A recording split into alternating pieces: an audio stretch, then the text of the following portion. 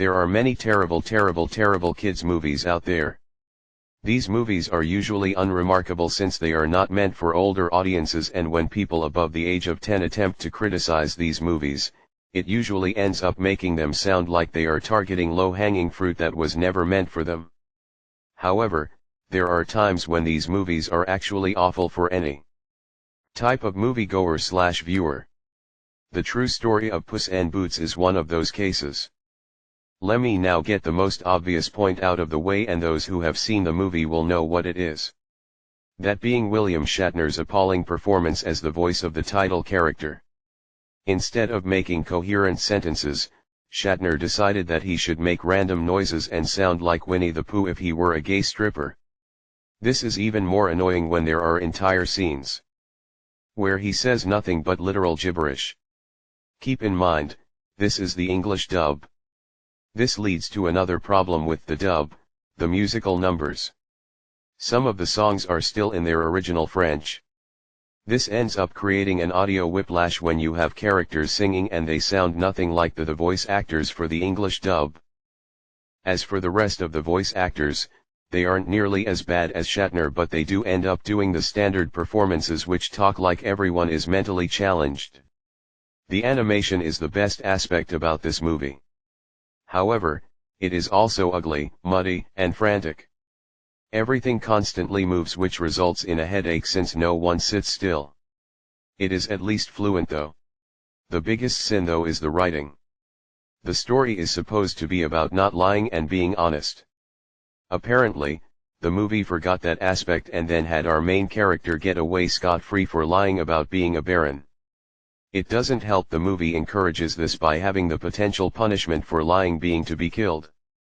This creates a scenario that makes character have to go with the lie and not be honest.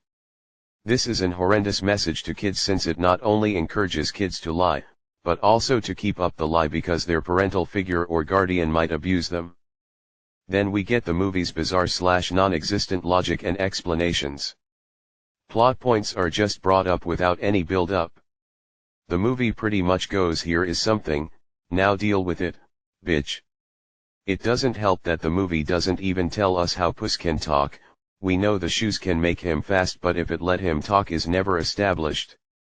The movie has no rules, just random things to move. The plot. What about the characters? Well, they aren't any better.